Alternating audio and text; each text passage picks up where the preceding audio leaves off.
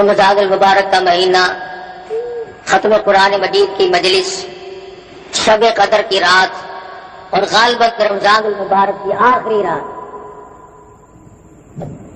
جس قدر قدردانی کی جا سکے وہ کر لیں۔ نہ معلوم اس مہینے کی یہ راتیں، یہ ساعتیں، یہ گھڑیاں پھر ہم میں سے کس کو نصیب ہوں گی اور کس کو نہیں۔ ہزاروں لاکھوں لوگ گزشتہ رمضان المبارک میں زندہ تھے، کاروبار کر رہے تھے، کھانا پینا کر رہے تھے، اتنے غافل تھے کہ ان کے دل میں اس بات کا گمان تک بھی نہیں تھا کہ ہم دنیا سے جائیں گے۔ موت پہ صحیح معنوں میں یقین تک نہ تھا، لیکن خدا کا فیصلہ اٹل ہوتا ہے۔ سال بھر کے اندر اندر مختلف بہانوں سے موت واقع ہوئی، آج قبروں میں ہے، اور نہ معلوم آئندہ رمضان کے آنے سے پہلے پہلے ہم میں سے کتنے لوگ قبروں میں جا چکے، نہ معلوم ہم میں سے کس کس کی باری اسی سال میں ہے۔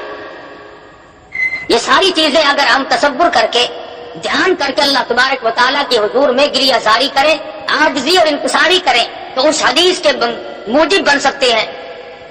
ارشاد گرامی یا امام الانبیاء محبوب کبریا حضرت محمد مصطفیٰ صلی اللہ علیہ وسلم کا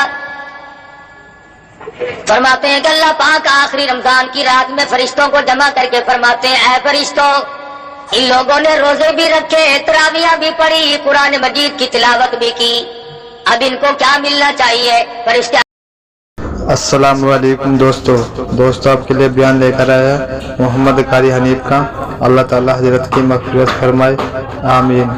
دوستو خوبصورت بیان، خوبصورت انداز سے فرما رہے ہیں مولانا قاری حنیف۔ دوستو ہمارے چینل پہ نئے ہو تو سبسکرائب ضرور کر دینا۔ چلو دوستو آپ کو لے چلتے ہیں بیان کی طرف۔ کریں گے الہ العالمین، جب مزدور اپنی مزدوری کا پورا کام کر چکے، وہ اپنی مزدوری کا حق رکھتا ہے، اللہ پاک فرمائیں گے فرشتوں مجھے اپنی کبریائی کی قسم، مجھے اپنی الوہیت کی قسم، مجھے اپنی عزت کی قسم، مجھے اپنے جلال کی قسم، مجھے اپنی شان کبریائی کی قسم، تم گواہ ہو جاؤ میں نے ان لوگوں کو معاف کر دیا۔ اللہ پاک کی مغفرت عامہ کا دریائے کرم بہتا ہے۔ آج بھی اگر کوئی محروم ہے تو پھر اس نے تو محروم ہی رہنا، اس کے مقدر کھوٹے، اس نے اپنے اعمال کو اتنا کھوٹا کر لیا کہ عامہ دریائے عام بہا، دریائے کرم خداوند ذوالجلال کا بہا، پھر بھی قطرہ نصیب نہیں ہو سکا تو اور کم ملے۔ اور یہ ساری چیزیں قدردانی کی ہیں۔ جب مسلمان قرآن کریم کی قدردانی کیا کرتے تھے تو ان کے یقین اور نظریات کچھ اور تھے۔ مسلمان کا یہ یقین تھا کہ قرآن کریم کا ایک ایک لفظ حق ہے، سچ ہے، پک ہے۔ کیوں؟ اس لیے کہ اس نے تو جس نے قرآن مجید ہاتھ میں اٹھایا اور سورۃ فاتحہ کی تلاوت کی اور الف لام میم کے بعد وہ جب پڑھنے لگا تو قرآن مجید نے خود کہا، اور میرے تلاوت کرنے والے پڑھنے والے ذالک الکتاب لا ریب فیہ، دل میں یقین کے ساتھ میری تلاوت نہ کرنا، کچا یقین رکھتے ہوئے میری تلاوت کرنے کی کوشش نہ کرنا۔ لا ریب فیہ، یہ وہ کتاب ہے جس کے آئین میں، جس کے قانون میں، جس کے احکام میں ذرہ برابر بھی شک کی گنجائش نہیں۔ وہ سب سے پہلے مطالبہ کرتا ہے پہلے یقین کامل پیدا کر، اس کے بعد تلاوت کی طرف آنا، اور فرمایا ادب کرنا بھی سیکھ لے۔ لا یمسہ الا المطہرون، خبردار قرآن مجید کو بغیر وضو کے ہاتھ نہیں لگانا۔ کیوں؟ اس لیے تنزیل من رب العالمین، یہ رب کی طرف سے آیا ہوا کلام ہے، کسی آدمی کا کلام نہیں، کسی وزیر کا کلام نہیں، کسی بادشاہ کا کلام نہیں، یہ خداوند ذوالجلال کا کلام ہے۔ اس کی کریمی کا کیا کہنا؟ ارے رمضان المبارک میں اتنی رحمت عامہ کا دریائے کرم بہایا گیا، فرمایا اے میرے بندے تو مانگ کیا مانگتا ہے؟ صحابہ کہتے ہیں کہ صبح سے لے کر شام ہو جاتی تھی، اور رات سے صبح سے لے کر شام ہو جاتی تھی، اور شام سے صبح آ جایا کرتی تھی، لیکن صحابہ کرام اس قدر اللہ پاک سے مانگتے تھے، ان کی آنکھ کا مانگتے مانگتے آنسو خشک نہیں ہوا کرتا تھا۔ اور آڑے سے آڑے وقت میں، اور یقین اصل میں جب تک خدا کی ذات پہ یقین کامل نہ ہو، خدا کے کلام پہ یقین کامل کیسے آئے؟ اس کی ذات پہ یقین کامل پیدا ہونا یہ شرط ہے، لا بدی امر ہے۔ صحابہ کرام نے سرکار دو عالم صلی اللہ علیہ وسلم کے ارشاد پہ یقین کیا، مصیبتوں تکلیفوں پریشانیوں کی پرواہ نہ کی۔ تاریخ میں کوئی یہ ثابت نہیں کر سکتا کہ کبھی کسی صحابی نے یہ گلہ کیا، یہ شکوہ کیا ہو کہ ایمان کی وجہ سے مجھ پہ مصیبتوں کے پہاڑ آ پڑے، میں نے بڑی غلطی کی ہے، ایمان قبول کر کے میں نے غلطی کی ہے۔ کوئی صحابی یہ نہیں کہتا، کبھی نہیں کسی نے، چاہے اس کی اپنی جان پہ پڑے اور چاہے صحابہ کو اپنے بچوں کے قیمے اپنی آنکھوں سے دیکھنے پڑے، اور چاہے صحابہ اکرام اور صحابیات نے اپنے بچوں کو پیاسے اور بھوک کے مارے اپنی گود میں اتنی زبان باہر نکال کر تڑپ کر ایڑیاں رگڑ کر مرتے تو دیکھا، پر صحابی نے کبھی اس بات کا اپنی زبان سے اقرار نہ کیا اور گلہ نہ کیا، شکوہ نہیں کیا کہ خدا پر ایمان لانے کی وجہ سے میرے بچے کا کیا حال بنا۔ آج وہ یقین نہیں، جنہیں وہ یقین ملا ان کے کچھ اور حالات۔ سیدنا ابراہیم علیہ الصلوۃ والسلام ہے، باپ بت گر نہیں بلکہ بت پرست ہے، بت بنانے والا ہے، بت پرست بھی ہے، بت پرست نہیں بلکہ بت گر ہے، بت بناتا ہے۔ عجیب تجارت نکال رکھی تھی خلیل اللہ کے باپ نے، والد نے۔ کئی لوگ یہ کہتے ہیں کہ آزر کی عقل ماری گئی تھی، پتھروں کے خدا بناتا تھا۔ پتھر کے خدا بنانا مشکل ہے، کیا ہم نے اپنے آپ کو خدا نہیں بنایا ہوا؟ قرآن کہتا فرأیت من اتخذ الہہ ہواہ، آپ ان لوگوں کو بھی دیکھیں گے جنہوں نے اپنی خواہشات کو، اپنی مرضیات کو اپنا خدا بنایا ہوا ہے۔ جو دل میں آ گیا، جو میرے پسند آئے وہ صحیح، اور جو میری سمجھ میں نہ آئے وہ غلط۔ قرآن کریم کا فیصلہ ہے کہ اے محمد عربی صلی اللہ علیہ وسلم، آپ ان لوگوں کو بھی تو دیکھیں گے جنہوں نے اپنی خواہشات کو، اپنی مرضیات کو، اپنی تمناؤں کو اور اپنی اغراض کو، اپنے مقاصد کو اپنا الہ بنایا ہو۔ آج ہم کم سوچتے ہیں کہ خدا کا فرمان کیا ہے، ہم تو یہ سوچتے ہیں کہ میری غرض کہاں ہے، میرا فائدہ کیسے ہے۔ بس یہ فرق ہے صحابہ کے ایمان میرے اور آپ کے ایمان۔ صحابہ یہ کہتے تھے میری جان بچے یا نہ بچے، ایمان بچے۔ ہم کہتے ہیں کارخانہ لگے، بنگلہ بنے، کوٹھی تیار ہو، ایمان کا بیڑا غرق ہوتا ہے تو ہو جائے۔ یہ فرق ہے ہم اور صحابہ کرام۔ ابراہیم علیہ السلام کا والد بت بناتا ہے پتھر کے، اور ہم نے اپنے آپ کو بت بنایا ہوا۔ جب اللہ تبارک و تعالیٰ کی ذات و صفات میں کوئی شرک کرتا ہے، اس کی عقل کا دیوالیہ نکل جاتا ہے، دیوالیہ نکل جاتا ہے۔ ابراہیم علیہ السلام کے سر پہ ٹوکرے میں پتھروں کی بت بنا کر کے رکھ دیتا، جا میرے بیٹے خداؤں کو بیچ کے آ، معبودوں کو بیچ کے آ۔ ابراہیم علیہ السلام بازار میں گلی میں نکلتے ہیں، آواز لگاتے ہیں لوگوں لے لو خدا پر ہیں جھوٹے، خدا خریدنے والوں آؤ، جس نے خدا خریدنے ہو وہ آ جائے۔ اور کبھی کبھی ایسا ہوتا کہ جو کل دے کر آئے تھے، بچے عورتیں آئی، انہوں نے کہا کل جو تو خدا دے گیا تھا اس کا تو کان نہیں ہے، ہمیں تبدیل کر دے۔ کل جو تو سے ہم نے خدا مول لیا تھا اس کی تو ٹانگ نہیں ہے، لنگڑا خدا ہمیں نہیں چاہیے۔ تو ابراہیم علیہ السلام ایسے خداؤں کی جو پتھروں کے بنائے ہوئے تھے، ان کے ناک میں رسی ڈال کر نیچے گھسیٹ کر لاتے۔ باپ کہتا یہ کیا؟ انہوں نے کہا یہ لینے والوں نے واپس کر دیے، مجھے ٹوکرے میں رکھتے ہوئے بھی شرم آئی۔ آئے ابراہیم تم کتنے خدا کو مانے ہوئے ہو، تم ہر رنگ میں یہ سمجھانے کی کوشش کر رہے ہو کہ خدا کے سوا حاجت روا کوئی نہیں، مشکل کشا کوئی نہیں، بگڑی بنانے والا کوئی نہیں، ارے کسی کو بسا کر اجاڑنے والا کوئی نہیں، آباد کو برباد کرنے والا کوئی نہیں، اور برباد کو آباد کرنے والا اس کی ذات کے سوا کوئی ہے۔ سیدنا ابراہیم علیہ السلام کی یہ حرکتیں دیکھ کر آزر کہنے لگا مجھے پتا چل گیا تو میری بات کے خلاف ہے، میں بت بناتا ہوں، خدا بناتا ہوں، تو ان کے خلاف معلوم ہوتا ہے۔ تھوڑا سا موقع مل گیا خلیل اللہ کو، فرمانے لگے اے میرے محبوب صلی اللہ علیہ وسلم وَاذْكُرْ فِي الْكِتَابِ إِبْرَاهِيمَ إِنَّهُ كَانَ صِدِّيقًا نَبِيًّا۔ اے میرے نبی صلی اللہ علیہ وسلم اپنی کتاب مقدس میں ذرا ذکر تو کرو ابراہیم علیہ السلام کا۔ کتنے سچے پیغمبر تھے.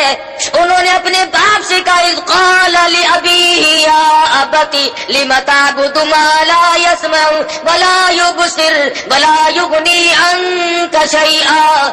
اے میرے ابا جان، ان خداؤں کی، ان بتوں کی پوجا کرنے سے کیا فائدہ جو نہ نفع پہنچا سکے، نہ نقصان پہنچا سکے، نہ دیکھ سکے، نہ سن سکے. آج سارا جہان کہتا ہے ابراہیم علیہ السلام کا والد پاگل تھا، وہ لوگ بڑے بے وقوف اور احمق تھے جو پتھروں کو خدا مانتے تھے، جو نہ سنے نہ دیکھے نہ نفع نقصان کے مالک بن سکے. ارے تم کون سے عقل مند ہو، آج تم نے خدا کو چھوڑ کر خدا کے بندوں کو مشکل کشا سمجھا ہوا ہے. کیا آج لوگ نہیں کہتے فلاں یوں کر دے گا، فلانا ملک کو آسمان میں لے جائے گا، فلانا ملک کو چاند پہ پہنچا دے گا، فلانا ملک کو یوں کر دے گا. اللہ پاک فرماتے ہیں او ظالمو، تم اپنی زبانوں سے کیا بک رہے ہو؟ الیس اللہ بأحکم الحاکمین. کون ہے مجھ سے بڑا بادشاہ؟ کون ہے زمینوں کا مالک؟ کون ہے آسمانوں کا مالک؟ تبارک الذی بیدہ الملک وہو علی کل شیء قدیر. برکتیں میرے ہاتھ میں ہے، راج سارے جہان میں میرا. خامخواہ لوگ اپنے آپ کو خدا بنائے بیٹھے. فرمایا جو میں نے قرآن بھیجا ہے، جو تمہارے لیے ضابطہ بنا کر کے بھیجا ہے، جو دستور بنا کر کے بھیجا ہے، تمہیں اس کی پیروی کرنی پڑے گی. اگر تم اس کے علاوہ اور نظریات لے کر آؤ گے اور دستور زندگی بناؤ گے اور اپنے طرح طرح کے آئین بنا کر کے بیٹھو گے، اللہ پاک فرماتے ہیں میرے آئین میں تم شرک کرو گے، پھر میرے یہاں تمہارے لیے کوئی ٹھکانہ نہیں. خدا کا بھیجا ہوا دستور، خدا کا بھیجا ہوا آئین اور امام الانبیاء محبوب کبریا حضرت محمد مصطفیٰ صلی اللہ علیہ وسلم کا لایا ہوا دستور، اس کی خلاف ورزی دیکھنا آنکھوں سے کتنی غلطی ہے. آج ہم کیا کر سکتے ہیں؟ سید عطا اللہ شاہ صاحب بخاری سب کہہ دو رحمت اللہ علیہ. اللہ پاک کی کروڑ رحمت نازل ہو اس مرد قلندر کی قبر مبارک پہ آمین. لاہور میں تقریر فرمائی اور موقع تھا، راجپال نے رنگیلے رسول کے نام سے ایک رسالہ کتابچہ لکھ مارا. اس میں سرکار دو عالم صلی اللہ علیہ وسلم کی شان میں گستاخی کی. یہ بھی وہی وقت تھا، شاہ جی نے تقریر فرمائی، دائیں طرف علماء بیٹھے تھے، سامنے مجمع بیٹھا تھا، بائیں طرف کچھ اباش قسم کے لوگ بیٹھے تھے نوجوان. شاہ جی نے پہلے دائیں طرف منہ کر کے خطاب کرتے ہوئے فرمایا کہ علماء کی جماعت وہ سامنے دیکھو، ایسا صدیقہ دوپٹہ لہرا رہی ہے اور تم سے سوال کرتی ہے کہ تمہارے ابا کی آبرو پہ کافر نے ہاتھ ڈالا ہے. اور پھر بائیں طرف خطاب کرتے ہوئے فرمایا نوجوانوں وہ دیکھو اپنی قبر سے فاطمہ الزہرا نکل آئی ہے اور دوپٹہ اتار کر کہہ رہی ہے کہ نوجوانوں تم کہاں سو گئے، کالی کملی والے کی عزت پہ ہاتھ مارا. میرے ابا کی آبرو پہ لوگوں نے ہاتھ مارنے شروع کر دیے، تم کس کا کلمہ پڑھو؟ نمازی بھی بیٹھے تھے، حاجی بھی تھے، غازی بھی تھے، نیک پرہیزگار سخی بھی تھے، خیرات کرنے والے بھی تھے. مگر ان نوجوانوں میں ایک نوجوان ہے، عالم نہیں، حافظ نہیں، قاری نہیں، حاجی نہیں، بلکہ پختہ لمبا چوڑا نمازی بھی نہیں. بس وہیں سے دل میں سوچ بیٹھا میری زندگی کائے کی لعنت زندگی پہ، میں دنیا میں زندگی گزار رہا ہوں، کالی کملی والے کی ذات پہ حرف آئے، میری زندگی کس کام کی؟ ڈر گیا اور جا کے خاموش لیٹ گیا. اماں نے پوچھا کیا بات ہے؟ کسی سے لڑ جھگڑ کر کے تو نہیں آیا، اداس سا کیوں ہے؟ کہنے لگا نہیں لڑائی میں نے کس سے کرنی ہے. امی جان کہنے لگی پریشانی کی کیا بات ہے؟ چند دن تیری شادی کے باقی، اب تو خوشی خوشی رہا کر. آنکھوں میں آنسو لے آیا اور کہنے لگا امی جان شادی ملتوی کر دے، میری شادی کو ملتوی کر دے. اس نے کہا کیوں؟ کہنے لگا اب تو شادی کہیں اور ہی جا کے کرنی ہے، اب یہاں شادی نہیں کرنی. چھپے چھپے چھڑا بنا رہا، تیاری کر رہا ہے. میں اس کو زندہ نہیں چھوڑوں گا جس نے کالی کملی والے کے دامن پہ ہاتھ مارا، جس نے سرکار مدینہ کی آبرو پہ ہاتھ ڈالنے کی کوشش کی، جس نے شہنشاہ کائنات کی عزت پہ ہاتھ صاف کرنے کی کوشش کی. اب دونوں دنیا میں نہیں رہیں گے، یا راجپال رہے گا یا علم الدین رہے گا، دونوں نہیں رہے. تیاری کر رہا ہے. امی کہتی ہے اس طریقے سے پریشان نہ ہو، میں نے تو تیری شادی کی تیاری کی ہوئی ہے، بڑی خوشی کا وقت ہے، ان قریب تیری دلہن کو لے آؤں گی، گھر میں باغ و بہار ہوگی۔ علم الدین کہنے لگا بس امی جان شادی ہو چکی، باغ و بہار تو اب کسی اور ہی جگہ آئے تو آئے۔ آخرکار ماں بیٹوں میں گفتگو جاری رہی، سوچا کہ میری ماں کہیں رو رو کر نہ مر جائے، بالآخر اصرار کے بعد بتا دیا کہ امی جان شادی کا پروگرام بالکل ملتوی کرتا ہوں، اور اب سرکار مدینہ کے رسول اللہ کے دشمن کو جب تک ختم نہ کر دوں اس وقت تک مجھے چین نہیں آئے۔ ماں بھی ماں تھی، دامن پھیلا دیا، ڈولی پھیلا کر کہنے لگی میرے بچے اور نوجوان، اگر تیرے ایسے عزائم میں ارادے ہیں، میں غریب، میں ان پڑھ عورت اللہ پاک کی حضور میں دعا مانگتی ہوں، مولا میرے بچے کو قبول فرما۔ دعا مانگ رہی ہے، مشورے نہیں کرتا، تدبیریں نہیں بناتا، تجویزیں نہیں کرتا، یار دوستوں سے پوچھتا نہیں پھرتا، جس نے کچھ کرنا ہو وہ نہیں پوچھا کرتا۔ میں چھرا لیا اور انارکلی کے بازار میں پہنچا، اور وہاں جا کر کے راجپال کو چھرا مارا، اور اسے ختم کرنے کے بعد خود تھانے میں پیش ہو گیا۔ انگریز کا زمانہ تھا، آخر گرفتار تو ہونا ہی تھا، میاں والی جیل میں ڈال دیا گیا۔ بمبئی سے بڑے بڑے وکیلوں کو بلایا، پاکستان کے بانی محمد علی جناح جو اس وقت وکالت کیا کرتے تھے ان کو بلایا گیا، تو جب ملاقات کی جیل میں تو یوں کہا کہ علم الدین انکار تو کر دے، چھڑا میں لوں گا۔ اس نے کہا کیسے کہ اس سے انکار کر دے کہ راجپال کو میں نے نہیں مارا۔ کہنے لگا نمازی میں نہیں، حاجی میں نہیں، لمبے چوڑے پرہیزگار متقی میں نہیں، تسبیح میں نے نہیں پھیری، تلاوتیں میں نے نہیں کی، ارے ساری عمر گناہوں میں گزاری، ایک ہی تو نیکی کی ہے اسی سے انکار کر دوں۔ تمہیں کس نے کہا کہ میرا پروگرام بچنے کا ہے؟ میں بچنے کا ارادہ ہی نہیں رکھتا۔ چنانچہ صاحب کہہ دیا وکیل صاحب نے کہ بچنا محال ہے، بس قصہ ختم ہے، یہ انکار نہیں کرے گا، بچے گا نہیں۔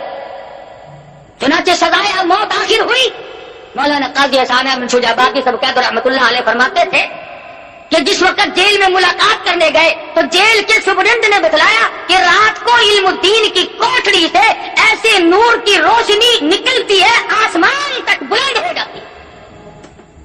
تمام لوگوں نے دیکھا، سب لوگ دیکھتے، بالآخر وہ گھڑی آ پہنچی، سزائے موت ہو گئی، پھانسی کا وقت قریب آ گیا، پھندے کے قریب پہنچا، عزیز رشتے دار آئے، ملنے جلنے والے لوگ، مسلمان ہمدرد آدمی کہنے لگے علم الدین کوئی تمنا ہو تو بتاؤ، کوئی آرزو ہو تو کہہ لو، کسی قسم کی حسرت ہو تو بیان کرو۔ بندہ پکڑ کر کہنے لگا بس اب ایک ہی تمنا ہے، ایک ہی آرزو ہے، ایک ہی حسرت ہے، اور وہ یہ کہ جو تجلی، جو نور، جس چیز کا دیدار جیل کی کوٹڑی میں بار بار ہوا، علم الدین کی تمنا بس اب ہر وقت وہی دیدار کرتا رہوں۔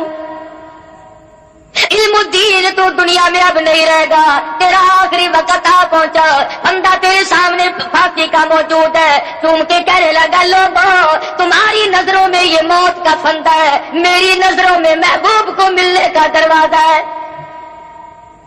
تم اس کو موت کا پھندا کہتے ہو، میں اسے آقا سے ملنے کا ایک دروازہ کہتا ہوں، ادھر موت آئے گی ادھر میں اپنے آقا سے ملوں۔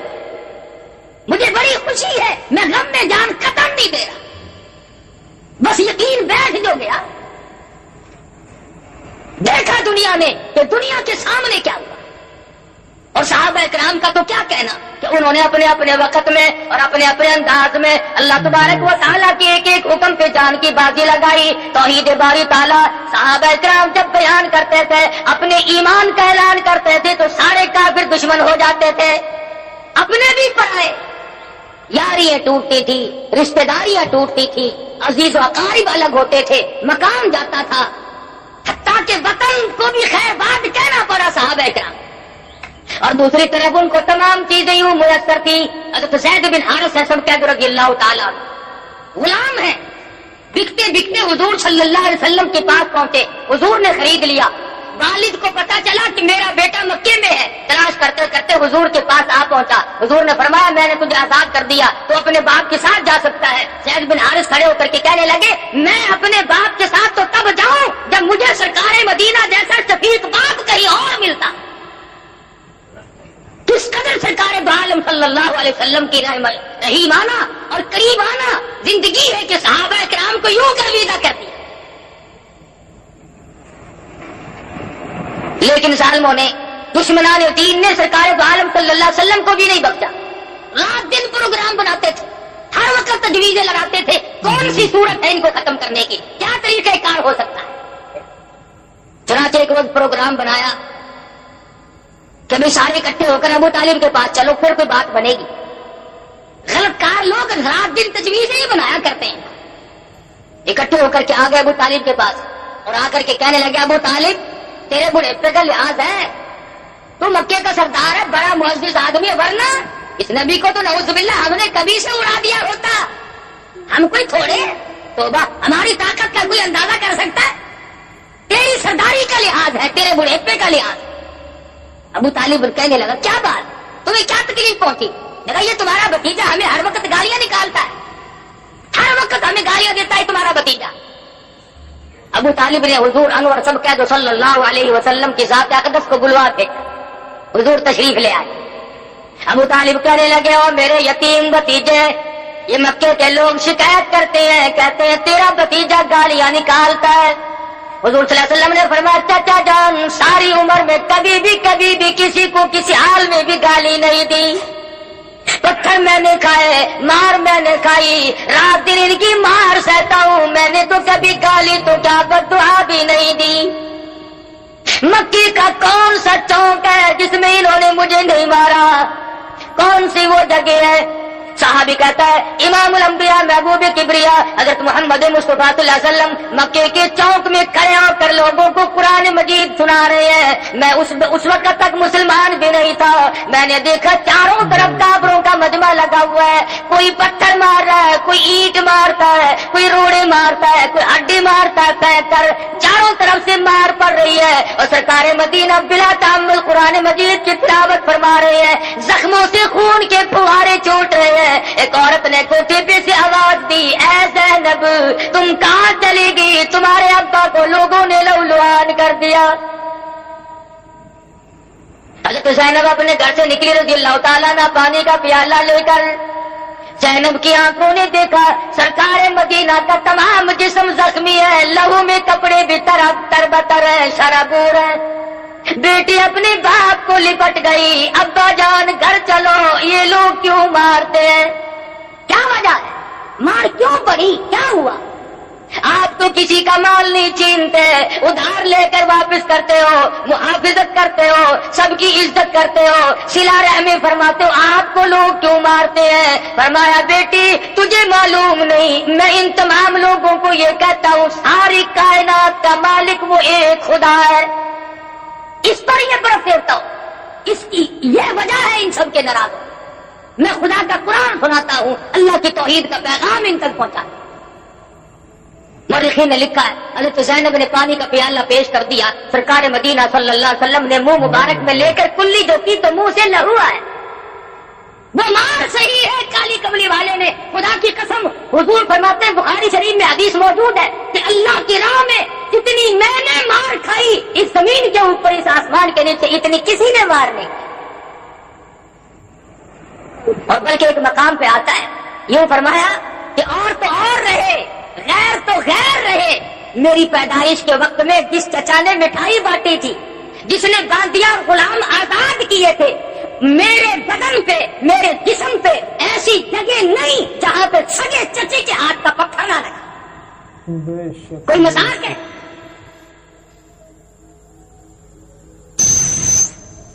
ابو طالب کے سامنے حضور بیٹھے، فرمایا چچا جان میں نے تو کبھی کسی کو گالی نہیں دی، میرا گالی دینے کا پروگرام ہی نہیں، مزاج ہی نہیں، میں کیوں گالی دوں کسی کو؟ وہ وہیں پہ بیٹھے تھے، مکے کے جو بڑے بڑے شیطان تھے وہ وہیں موجود تھے. کہنے لگے کون کہتا گالی نہیں دیتے؟ ہر وقت نکالتے ہو گالیاں. لیکن نہ میں نے گالیاں کب نکالی؟ انہیں کہتا نہیں کہ سارے جہان کے خدا چھوٹے ہیں، تمام خدا غلط ہے، بس ایک خدا صحیح ہے، وہی احکم الحاکمین. انہوں نے کہا یہ گالی ہے؟ ہاں یہی تو گالی ہے. حضور صلی اللہ علیہ وسلم نے فرمایا کہ تمہارے نزدیک اگر یہ گالی ہے تو مجھے خدا کا حکم ہے کہ میں یہ پیغام پہنچاتا رہوں چاہے میری ہڈیاں بھی ختم کر دیں. ابو طالب بیچارہ کیا سمجھتا؟ وہ سمجھا کہ ضد کر رہے ہیں، ضد ہو رہی ہے. آیا کہہ بیٹھا، کہنے لگا میرے بھتیجے اب اگر تو ان کی بات کو نہیں مانتا تو آج کے بعد میرا سہارا نہ تکنا۔ یہ سہارے والا مسئلہ بڑا غلط ہے۔ کوئی کہتا ہے کہ جی میرے ماں باپ ہے، اگر میں کما کے نہ کھلاؤں تو وہ بھوکے مر جائیں گے۔ کوئی کہتا ہے جی میرا استاد ہے، اگر ہم نہ اس کو کھلائیں تو وہ مر جاتا۔ مقتدی کہتے ہیں کہ اگر امام کو ہم نہ کھلائیں تو اس کا تختہ کبھی سے نکل گیا ہوتا۔ یہ سہارے، اللہ پاک نے سارے سہارے توڑے۔ ابو طالب کہنے لگا میرا سہارا نہ تکنا، میں اب تمہارا ساتھ نہیں دے سکتا۔ سرکار دو عالم سب کہہ دو صلی اللہ علیہ وسلم کی آنکھوں میں آنسو آ گئے۔ فرمایا چچا جان آج تک تم نے غلط سمجھا ہے کہ میں تمہاری کمر پہ تمہارے بلبوتے پہ یہ سب کچھ کر رہا ہوں۔ ہٹو آپ بھی ایک طرف ہو کے دیکھ لو، وہ خدا میری حفاظت کرنے والا، وہ مالک کائنات، وہ بے نیاز خدا ہے، وہی میری حفاظت کرے۔ مکے کے لوگ پہلے پکڑے، کفر کی یہ عادت ہے، پہلے اکڑتا ہے، بڑا زور دکھاتا ہے، ہم یوں کر دیں گے، دیکھنا جی ابھی رگڑ دیتے ہیں، اور جب سامنے آئے اسی میں کتھی کر کے چپ ہو جاتے ہو، نہیں جی نہیں اچھی دیر میں گل کی جی کو لڑا لگے، بس فوراً ڈھیلے پڑ جاتے اسی وقت۔ پہلے دماغ میں تھوڑی سی خرخشی ہوتی ہے، جب سامنے آیا حق، جال حق زہق الباطل ان الباطل کان زہوقا، جب حق آئے گا باطل بھاگے گا، اسلام آئے گا تو کفر کا ستیہ ناس اور بیڑا غرق ہوگا، رہ ہی نہیں سکتا کفر۔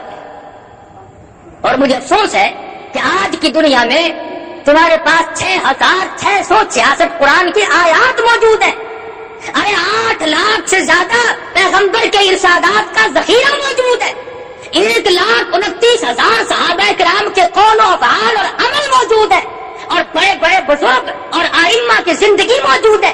آج بھی لوگ کیا کہتے ہیں، پتہ نہیں کہڑے پاسے حق ہے، سانو تو ایویں نظر ہے، کتنے بڑی بے ایمانی کے الفاظ ہیں۔ کاکا جی ہوں تک پتہ نہیں لگا تو پھر لگنا ہی نہیں، جو اب تک پتہ نہیں لگا پھر لگے گا قبر میں، پھر آگے پتہ لگے گا، پھر پرسرات میں پتہ لگے گا، پھر موت کے جھٹکے کے وقت پتہ لگے گا۔ اگر اب بھی تجھے قرآن سمجھ میں نہیں آیا تو پھر آئے گا ہی نہیں، پھر کب آنا ہے؟ سرکار دو عالم صلی اللہ علیہ وسلم کے پروگرام میں دخل اندازی کرنے والے لوگ دنیا میں اس قدر ذلیل ہو کر کے مرے کہ تاریخ آج ان کے بعد کوئی اور ایسی نظیر پیش نہیں کر سکتی۔ فرمایا فلا تطع المکذبین ودوا لو تدہن فیدہنون، اے میرے محبوب صلی اللہ علیہ وسلم آپ بالکل بھی ڈھیلے نہ پڑے، ان کے پیچھے نہ لگنا، میں خدا آپ کا نگہبان اور محافظ ہوں، کوئی پرواہ نہ کرو، آپ ہیں اور میں ہوں، بس کسی کی کیا حاجت باقی۔ تو صحابہ کرام نے اپنے اپنے وقت میں ایسا انداز اختیار کیا، اللہ غنی، مرد تو مرد رہے، عورت ہے، عورت ساتھ ہے، اور کتنی خوش نصیب مائی ہے، خامند بھی صحابی، بیٹا بھی صحابی، خود بھی صحابیہ، خود بھی صحابیہ۔ ارے قربان کر دوں 2 جان کی دولت ہے اس مائی کے جوتے سے اڑی ہوئی خاک پہ، جس کا پورا گھرانہ کالی کملی والے کا غلام بن چکا ہو، اور غلام بھی اس طرح کا۔ ابو جہل کو مکے میں صرف سمیہ ملتی تھی، اسے اور کوئی نہ ملا، اسے ڈھونڈ کر کیوں لایا؟ ایماندار اور بھی تو تھے، اس کے بیٹے کو پکڑ کے لاتا، اس کے خامند کو پکڑ کے لاتا، خاندان کے اور لوگوں کو اس طریقے سے کیوں نہیں مارا؟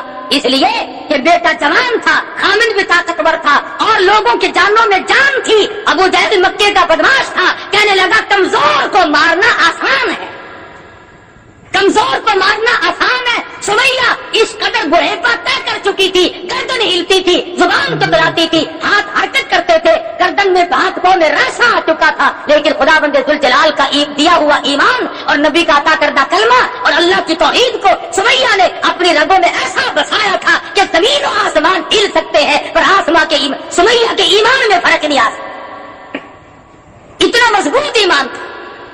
ابو جہل سارے مکے میں سے ڈھونڈ کے لایا بڑھیا کو، پتا چلا یہ جو کمزوروں کو لوگ مارا کرتے ہیں، غریبوں کو ستایا کرتے ہیں، محکوموں پہ ظلم کیا کرتے ہیں، پتا چلا کہ ان شیطانوں نے یہ چال ابو جہل سے سیکھی ہے، اور اسی کی نسل ہو تو کوئی پتہ ہی نہیں، ورنہ اور مکے میں مل سکتے تھے، سمیہ کو چھانٹ کے کیوں لایا؟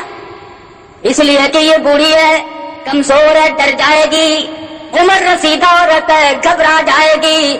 बुढ़ेपे में वैसे भी दिल कमजोर हो जाता है। लाकर मैदान में खड़ी कर दी, पैरों में रस्सी बांध दी, हाथों में रस्सी बांध दी और बर्छा लेकर कहने लगा, सुमैया अब दो रास्ते हैं, या जान बचा या ईमान बचा, तीसरा रास्ता नहीं है। सुमैया फरमाने लगी, ओ जालिम तू क्या समझता है, जो बर्छा तू मुझे मारने के लिए दिखाता है, मैं तो महबूब का दरवाजा खोलने के लिए इसको चाबी समझती हूँ। तू मुझे बर्छा दिखा रहा है मारने के लिए, और मरने में मेरे देर क्या है? बेहतर होगा कि बर्छा तेरा हो, सर मेरा हो, डर मेरे आका का हो, और मैं जाकर कहूँ कि मैं हाजिर हो गई हूँ। इससे बड़ी क्या सआदत हो सकती? मुझे और क्या चाहिए? अगर तो सुमैया खड़ी है, साहबा कहते कोई घबराहट नहीं, किसी तरह की परेशानी।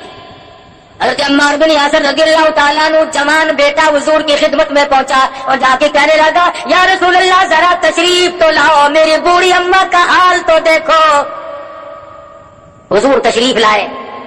कितने बेकस और मजबूर होंगे उस वक्त में मुसलमान कि सरकार दो आलम सल्लल्लाहु अलैहि वसल्लम ने जब देखा सुमैया को बंधा हुआ तो आंख में आंसू आ गए और फरमाया, अम्मार इस वक्त दौड़ के जाओ, सुमैया को जाके बहिश्त की बिशारत सुना और जाकर के मैं नबी का सलाम पहुंचा।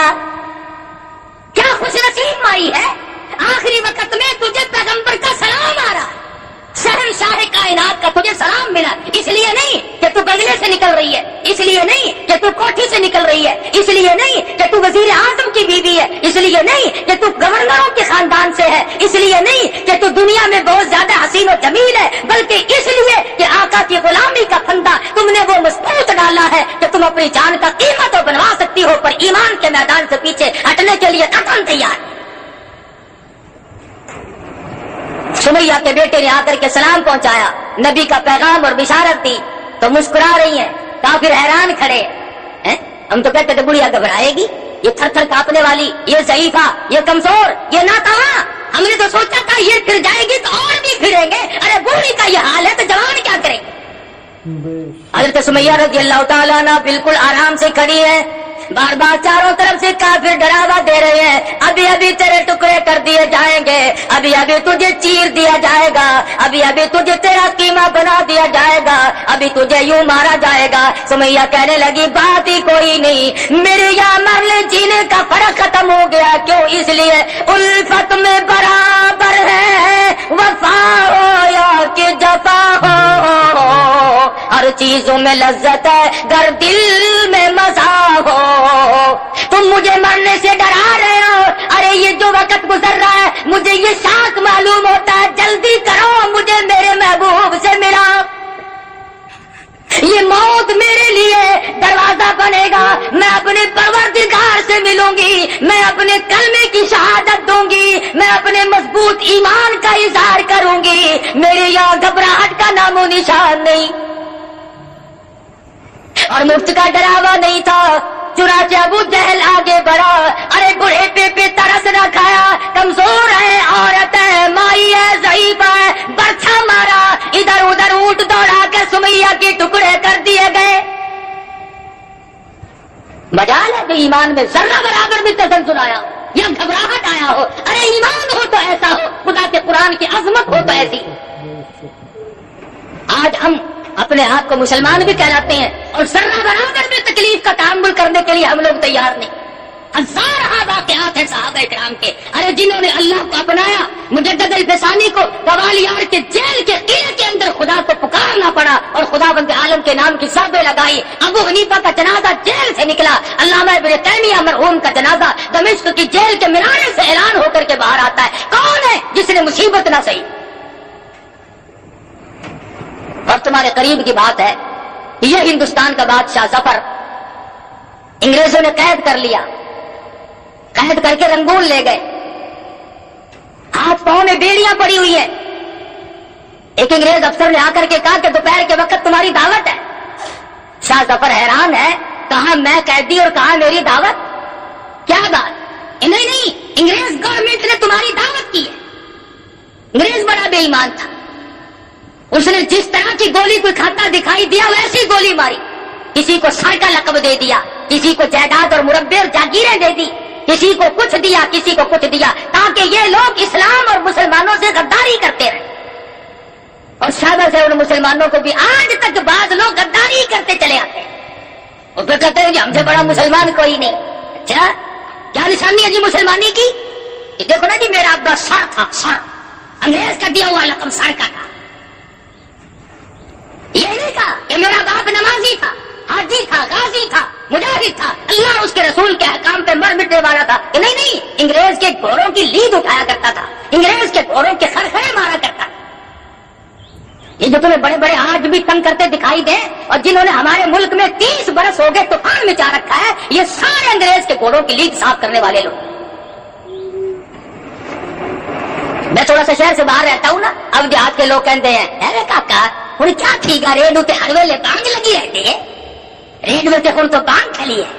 30 साल में कभी रेडियो पे आजाद नहीं। वो बदमाशी फैलाई रेडियो टेलीविजन के जरिए, वो कंजर पैदा फैलाया कि खुदा की जमीन भी पना पुकारो। कंजरियों बदमाश औरतों के गाने हर वक्त, बड़ा खुश है, सुभान अल्लाह। बेगायत बना दिया गया पूरी कौम। अब पकड़ाना खुदा ने, अब खुदा को याद करते या अल्लाह तू ही है, तू ही मेहरबानी करेगा, हो ना। तो मैं ये कह रहा हूं कि मुसलमान अपने अंजाम से इस कदर बेखबर क्यों रहता है? उसे क्यों ये अकल नहीं कि मैं मर भी सकता हूं, ऊंच नीच भी हो सकती है।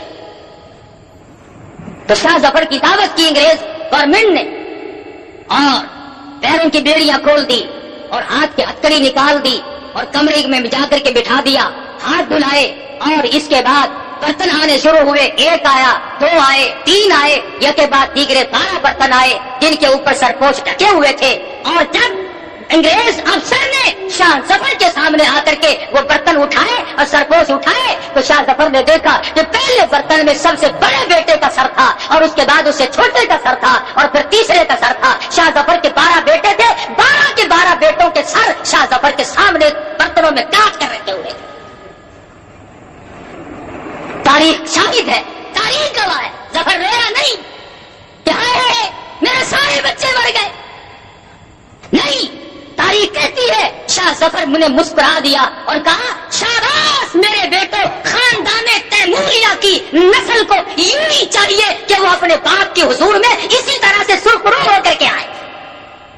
इस शाही खानदान की औलाद को यूं ही चाहिए था। मुझे तुम्हारा गम था कहीं मेरे बाद ये लोग काफिरों की गुलामी न कबूल कर ले। मैं अब खुश हूं कि तुम भी पहुंच गए और खुदा के यहां मैं भी आ रहा। तो यहां तो ऐसे ऐसे लोग करीब ही से हो गुजरे। बात क्या है? यही तुम्हारा मुल्तान शहर हर वक्त का राजा दीवान की हुकूमत है। 600 साढ़े 600 साल पहले की बात है। बेटे ने कलमा पढ़ा, मुसलमानों का अमल देखकर, कारोबार देखकर। आजकल तो कारोबार बड़ा अजीब है। जब तक 1 आने का रुपया ना बनाओ उस वक्त तक तो कारोबार नहीं चलता। रमजान शरीफ से पहले कोई 2, 2.5 रुपए 3 रुपए नींबू नहीं खरीदता था और चांद दिखते ही यार लोगों ने 20 रुपए कर दिए और 20 रुपए नींबू बेचे ताकि रोजा खोलने वाले लोग आखिर लेंगे ही। और उसके बाद नारा उठाया कौमी इत्तेहाद जिंदाबाद। अच्छा कौमी इत्तेहाद है भाई, रुपए के 20 बनाने और लेंगे कौन? रोजा रखने वाले। तो तुम रोजा रखने वालों की खाल उतारने के लिए पैदा हुए हो। तुम्हें यह हक किसने दिया? तुम्हें यह मसला किसने समझाया कि जो अल्लाह और उसके रसूल के हकाम को पूरा करते हो और प्यास की वजह से अगर तुमसे वो कोई सौदा खरीदने आए तो तुम उसकी खाल उतार लो?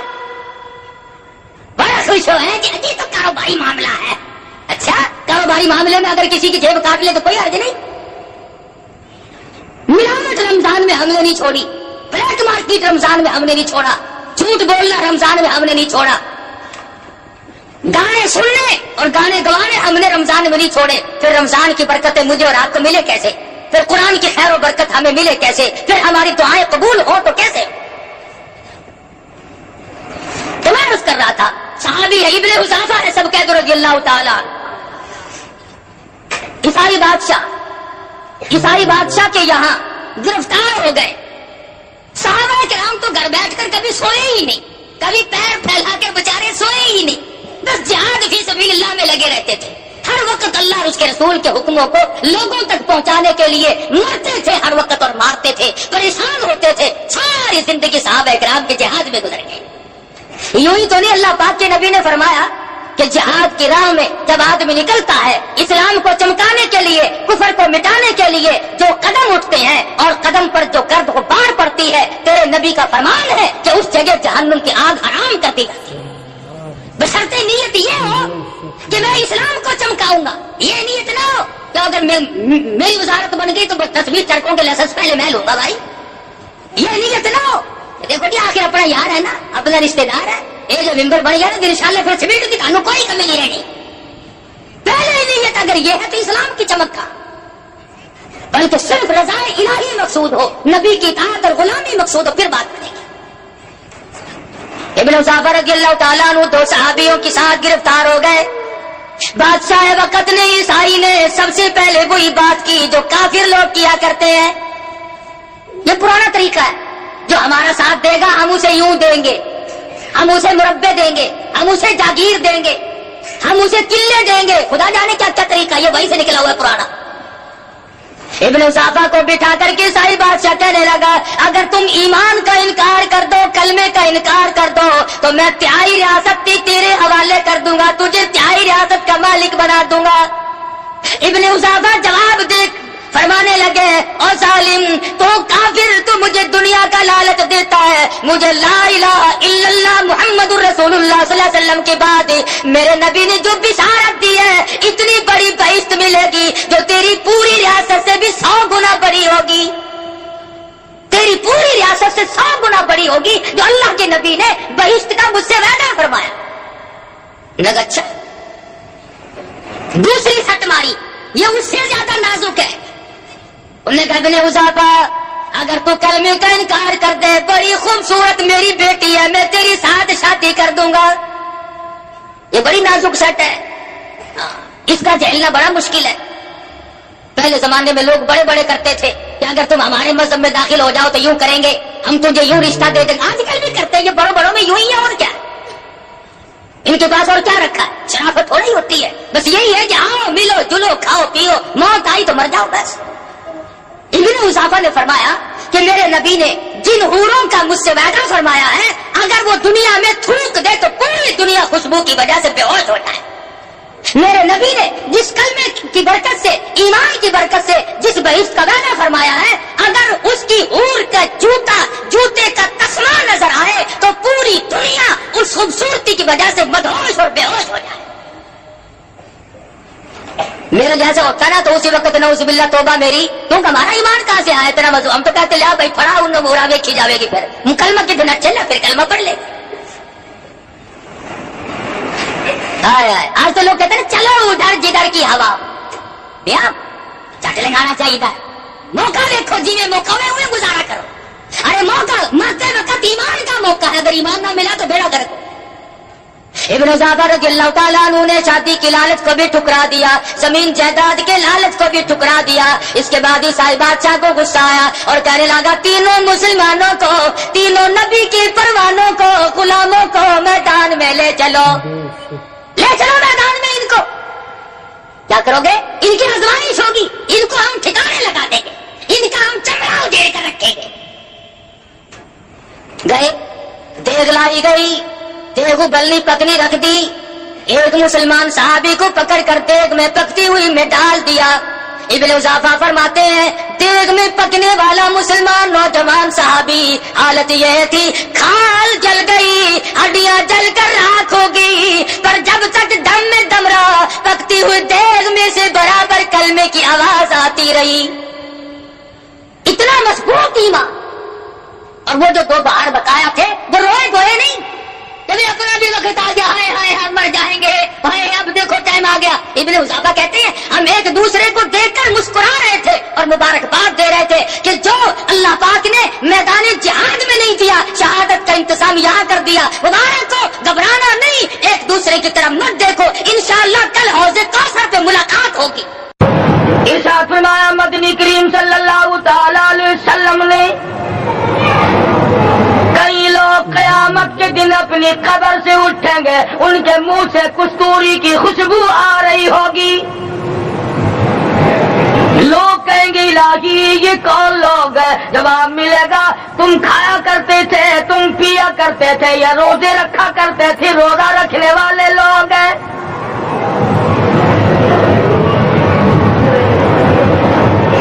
ملتان کے دوستوں، اگر تمہاری یہ تمنا ہو کہ ہم قیامت کی پیاس سے بچ جائیں، 50,000 سال کی شدت والی پیاس سے بچ جائیں، قیامت کے دن والی گھبراہٹ سے بچ جائیں، قیامت کے خوفناک عذاب سے بچ جائیں، اگر 50,000 سال کی دھوپ سے بچنا چاہتے ہو، شدت سے بچنا چاہتے ہو، گرمی سے بچنا چاہتے ہو، پیاس سے بچنا چاہتے ہو، مسلم شریف کی روایت میں ہے ایک آدمی کی زبان اتنی باہر لٹک جائے گی اس پہ 18 آدمی کھڑے ہو سکے۔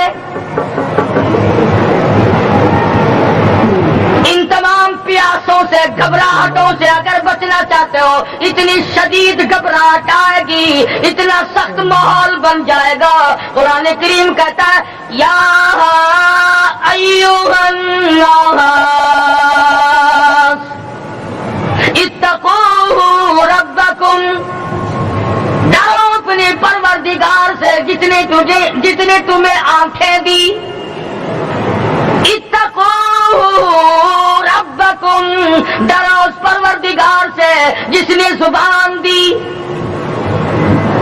اتقوا ربکم، ڈرو اس پروردگار سے جس نے اولاد دی، اتقوا ربکم، ڈرو اس پروردگار سے جس نے کاروبار دیا، ڈرو اس پروردگار سے جس نے ہاتھ دیے، جس نے پیر دیے۔ فرمایا اتقوا ربکم ان زلزلۃ الساعۃ شیء عظیم، اتنا سخت گھبراہٹ ہوگا قیامت کے دن۔ نبی کریم صلی اللہ علیہ وسلم نے فرمایا اگر کوئی اس پیاس سے بچنا چاہتا ہے، اس گھبراہٹ سے بچنا چاہتا ہے، تو ایک ہی صورت ہے کہ وہ رمضان کے روزے رکھا کرے۔ حدیث میں آتا ہے کہ قیامت کے دن اللہ پاک جل شان عرش عظیم کے سائے میں کچھ لوگوں کو دسترخوان پہ بٹھا کر کھانا کھلائیں گے۔ اس تباہ کاریوں والے دن، پریشان حال والے دن، جس دن یہ حال ہو، فرمایا یوم یفر المرء من اخیہ وامہ وابیہ وصاحبتہ وبنیہ، اما ابا بیوی اولاد کوئی بھی کام آنے کو تیار نہیں۔ حالات اس طرح سے دگرگو بن جائیں گے۔ فرمایا کلا اذا بلغت التراقی وقیل من راق وظن انہ الفراق والتفت الساق بالساق الى ربک یومئذ المساق۔ فرمایا موت تمہارا کام آ کر تمام کر دے گی، یہ ہاتھ کام نہ کریں گے، یہ آنکھ کام نہ کریں گی، یہ پیر کام نہ کریں گے، یہ دل و دماغ نکما ہو جائے گا، یہ بیوی بچے کام نہ آئیں گے، یہ دھن دولت کام نہ آئے گی، تمام کا تمام نظام کائنات بیکار ہو جائے گا۔ تو خداوند کریم نے رمضان المبارک کے ساتھ ساتھ شب قدر کی حج کی رات عطا فرمائی اور یوں فرمایا اے میرے محبوب آپ رویا نہ کریں، آپ غم زدہ نہ ہو، آپ پریشان حال نہ رہا کریں، میں نے تیری امت پہ کرم کر دیا، ایک رات ایسی عطا کر دی جو 1000 مہینوں سے بہتر ہے۔ اور قرآن کریم پڑھنے کا لطف میں اور آپ کیا جانے۔ جاؤ ابو بکر صدیق رضی اللہ تعالیٰ عنہ سے پوچھو کیسا قرآن کریم پڑھا کرتا تھا۔ سارے کافروں نے کھڑے ہو کر کے اعتراض کیا ابو بکر کو ہم زور سے قرآن کریم نہیں پڑھنے دیں گے۔ ابو بکر قرآن پڑھتا ہے، ہماری عورتیں پر اثر انداز ہوتا ہے، ہمارے بچوں پہ اثر ہوتا ہے، اور مکے کے کافروں کا یہ بیان ہے کہ جب صدیق اکبر قرآن پڑھتا تھا پہاڑ لرز جایا کرتے تھے۔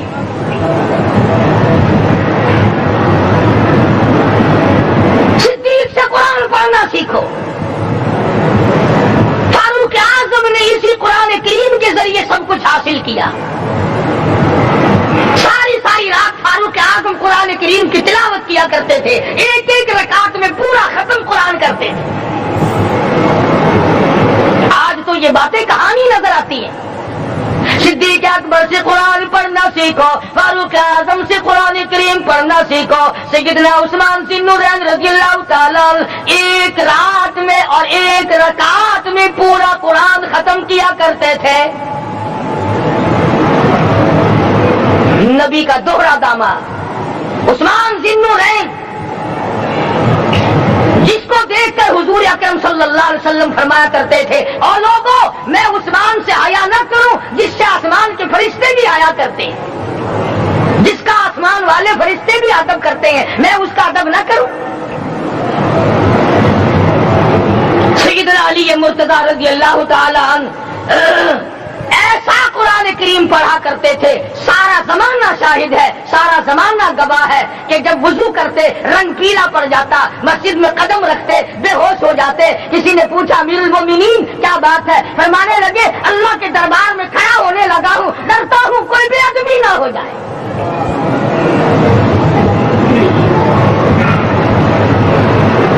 قرآن کریم سے پڑھنا سیکھو۔ حسین نے تلواروں کی چھاؤں میں قرآن پڑھا، نیزے کی نوک پہ قرآن پڑھا۔ سعید بن مسیب نے تلواروں کی چھاؤں میں قرآن پڑھا۔ حضرت امام احمد بن حنبل نے کوڑوں کی گونج میں قرآن پڑھا۔ ابو حنیفہ رحمت اللہ علیہ نے جیل سے جنازہ نکلنے سے پہلے قرآن پڑھا۔ علامہ ابن تیمیہ نے جیل کے مینارے میں قرآن پڑھا اور کوڑے کھائے۔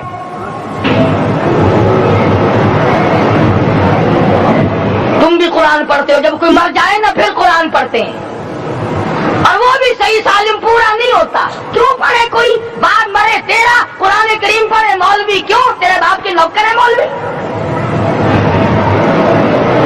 تم خود کیوں نہیں پڑھتے؟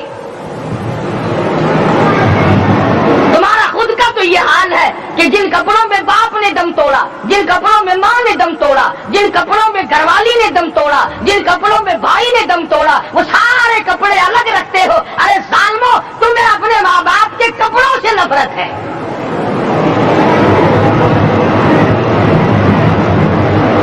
باپ کی دکان سے نفرت تو نہیں، باپ کی چارپائی سے بڑی نفرت ہے۔ جس بستر پہ باپ دم توڑے تم اس بستر کو نہیں استعمال کرتے۔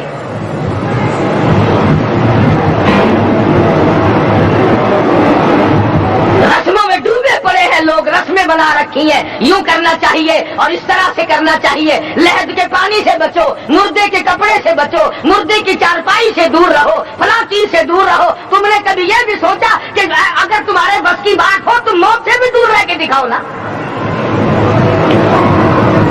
اور وہ تو یہ شکر ہے کہ اللہ پاک نے قانون موت کا اپنے ہاتھ میں رکھا، ورنہ یہ جتنے بڑے بڑے ہیں نا، یہ سارے کے سارے فرشتوں کو پیسے دے کر ہمیں مرواتے رہتے۔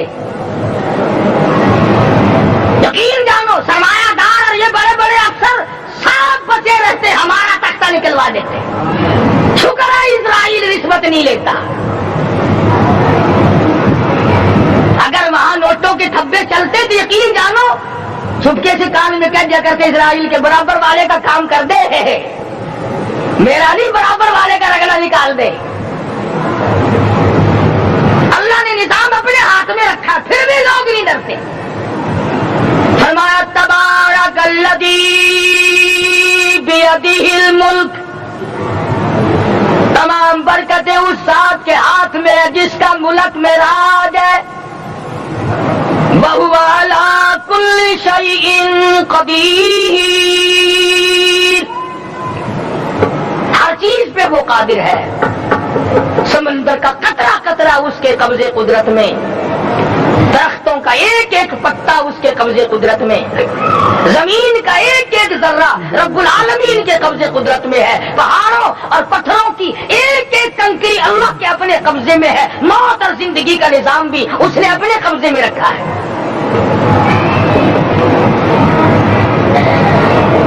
قرآن کریم سے پڑھنا سیکھو اگر کسی نے پڑھنا ہے۔ مجد الفسانی سرہندی رحمت اللہ علیہ جب قرآن کریم پڑھا کرتے تھے، تھوڑا سا پڑھتے پھر بے ہوش ہو جاتے۔ شاہ ولی اللہ نے عزیز کے دونوں ہاتھوں کے انگوٹھے کھینچ کر نکال دیے گئے مگر قرآن پڑھا۔ مولانا شاہ اسماعیل شہید رحمت اللہ علیہ کو بالا کوٹ میں ٹکڑے کر دیے گئے مگر اللہ والے نے قرآن کی تلاوت نہ چھوڑی۔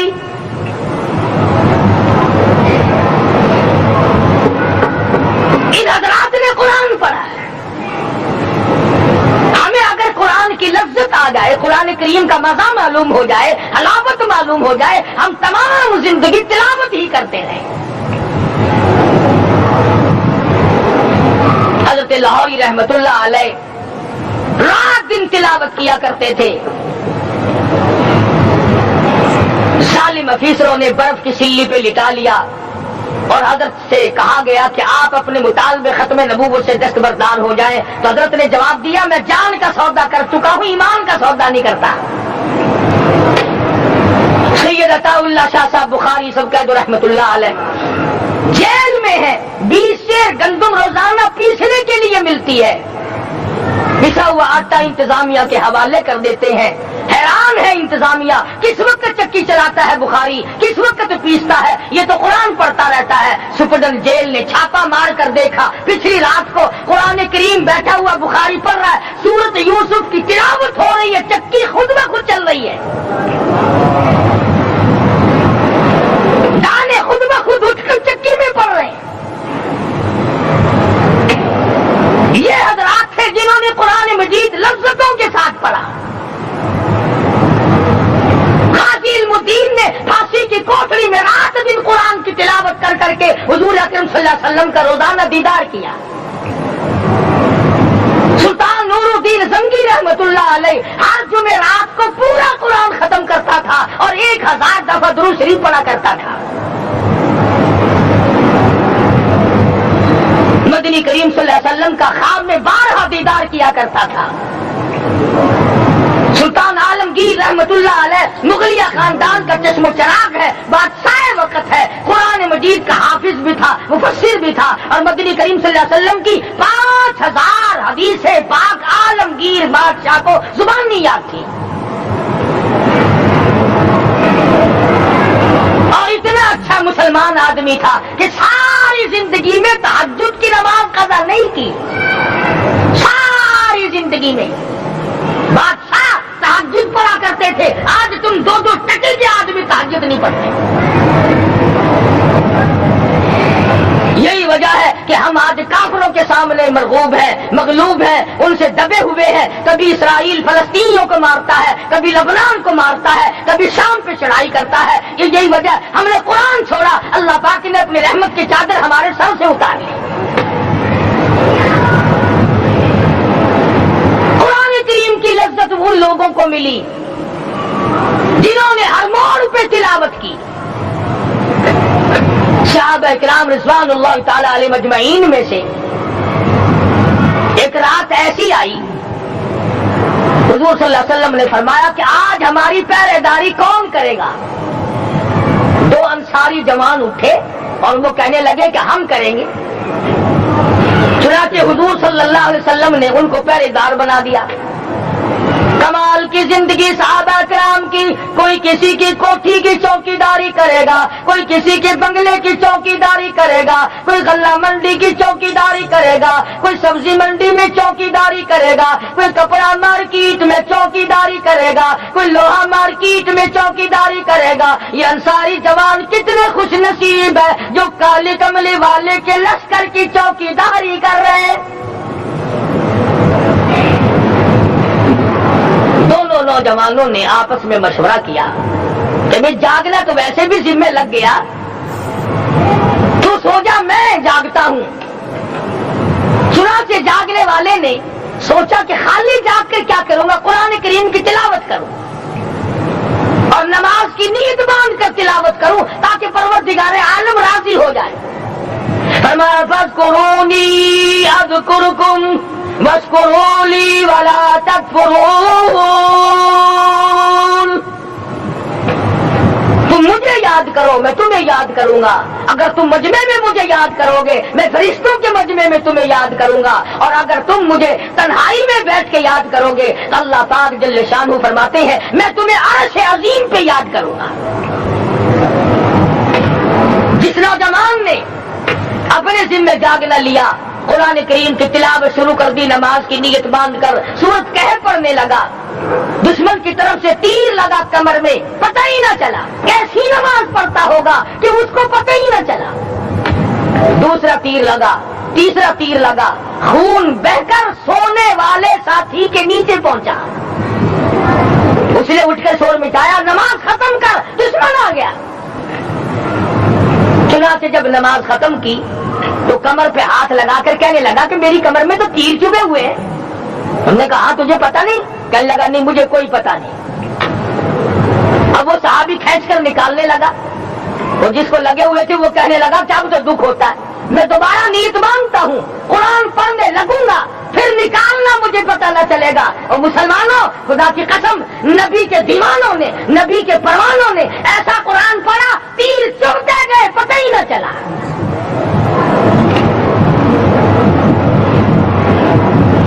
میرے نبی تیرے نبی ساری کائنات کے نبی، عرشیوں کے نبی فرشیوں کے نبی مدنی کریم صلی اللہ علیہ وسلم نے ایک ایک وقت میں 15 دن درختوں کے پتے چبا کر خدا کا قرآن پڑھا۔ آج ہم لوگ مکھن کھا کر قرآن نہیں پڑھتے۔ مدنی کریم صلی اللہ علیہ وسلم نے ایک ایک وقت میں 2 پتھر اپنے پیٹ پہ باندھ کر خدا کا قرآن پڑھا۔ آج ہم لوگ ہزاروں نعمتیں کھا کر قرآن کریم نہیں پڑھتے۔ سیدہ عائشہ صدیقہ رضی اللہ تعالیٰ عنہ فرماتی ہیں کہ جب رمضان کا چاند نظر آتا تو حضور صلی اللہ علیہ وسلم کا رنگ پیلا پڑ جاتا، دعا میں عاجزی بڑھ جاتی، رکعت لمبی ہو جاتی، سجدے لمبے ہو جاتے، اللہ سے مانگنا بڑھ جاتا۔ فرماتی ہے کہ ایک دن حضور صلی اللہ علیہ وسلم نے ساری رات رو رو کے گزاری، تو صبح کو میں نے عرض کیا کہ یا رسول اللہ آپ اتنے پریشان جو ہوتے ہیں کیا آپ کو اپنی بخشش کا یقین نہیں؟ تو آپ نے فرمایا میری عائشہ جب مجھے یقین ہے تو کیا میں خدا کا شکر گزار بندہ نہ بنوں؟ اس نے جو مجھے اتنا بڑا مرتبہ عطا کیا ہے میں اس کا شکر گزار بندہ نہ بنوں؟ نبی ساری رات روئے، امتی ساری عمر میں ایک دن نہ رویا۔ إن تعذبهم فإنهم عبادك إن تعذبهم فإنهم عبادك وإن تغفر لهم فإنك أنت العزيز الحكيم۔ ساری رات گزار دی اسی آیت کو تلاوت کرتے کرتے محمد عربی صلی اللہ علیہ وسلم نے اور میرے رب اگر تو ان کو عذاب دے تو یہ تیرے بندے ہیں، اور اگر معاف کر دے گا تو تیرے خزانے میں کوئی کمی نہیں۔ وَإِن تَغْفِرْ لَهُمْ فَإِنَّكَ أَنْتَ الْعَزِيزُ الْحَكِيمُ۔ تو بخشنے والا ہے، تو غالب اور حکمتوں کا مالک ہے، تیرے یہاں کون سی کمی آ جائے گی؟ صحابہ کرام تو جیا کرتے تھے اسی کے سہارے سے۔ سیدنا معاذ بن جبل رضی اللہ تعالیٰ ہر وقت دعا کرتے تھے الہی جب میری موت آئے، رمضان کا مہینہ ہو، گرمی کا موسم ہو، میرا روزہ ہو، جہاد فی سبیل اللہ ہو، کافروں سے مقابلہ ہو رہا ہو، لڑائی ہو، میدان ہو چکا ہو، تؤمنون باللہ ورسولہ وتجاہدون فی سبیل اللہ۔ حضرت معاذ دعا کرتے ہیں کہ میں تو یہ دعا کرتا ہوں کہ گرمی ہو، میرا روزہ ہو، कुफार से मुकाबला हो, वो मेरे टुकड़े कर दे, मेरी जुबान काट दे, तेरी अदालत हो, मेरी पेशी हो। जब मेरा खुदा पूछे मास दुनिया से क्या लाया, अर्ज करूं इलाही जुबान कटा के आया हूँ, रोजा रख कर आया हूँ। इरादा ये है कि तेरे महबूब के हौजे कौसर से रोजा इफ्तार करूंगा। आज कौम खुले बंदों खाती फिरती है, उन्हें शब कदर का क्या पता, उन्हें लैलतुल कदर का क्या पता, उन्हें रमजान मुबारक की बाबरकत घड़ियों का क्या पता। फरमाया इन्ना अंज़लनाहु फी लैलतिल कद्र वमा अदराका मा लैलतुल कद्र। शब कदर वो रात है जिसमें मैंने कुरान को नाजिल किया। जमहूर उलमा के नजदीक आज की रात है वो जिसमें कुरान करीम नाजिल हुआ। हदीस में आता है कि जन्नत में दरख्त इसी रात में लगाए गए। हुजूर सल्लल्लाहु अलैहि वसल्लम ने फरमाया कि जन्नत को इसी रात में सजाया जाता है, जन्नत के दरवाजों को खोल दिया जाता है, एक हवा चलती है, हल्के बजते हैं, पूछा जाता है ये क्या बात है, जवाब मिलता है काली कमली वाले के उम्मतियों के लिए जन्नत को खोल दिया गया। आज जो लोग मांग रहे हैं, जो लोग अल्लाह के जिक्र में बैठे हैं, ये पागल नहीं, ये दीवाने नहीं। इरशाद मदनी करीम सल्लल्लाहु अलैहि वसल्लम का इसी रात के बारे में फरमाया, अल्लाह पाक जिब्रील अमीन को हुक्म देते हैं झंडा लेकर दुनिया में चले जाओ, लाखों करोड़ों फरिश्तों को साथ ले जाओ, हर घर में जाओ, हर दुआ करने वाले की दुआ पे आमीन कहो। जहाँ जहाँ मेरे नेक बंदे मौजूद है और जिब्रील उनसे मुसाफा कर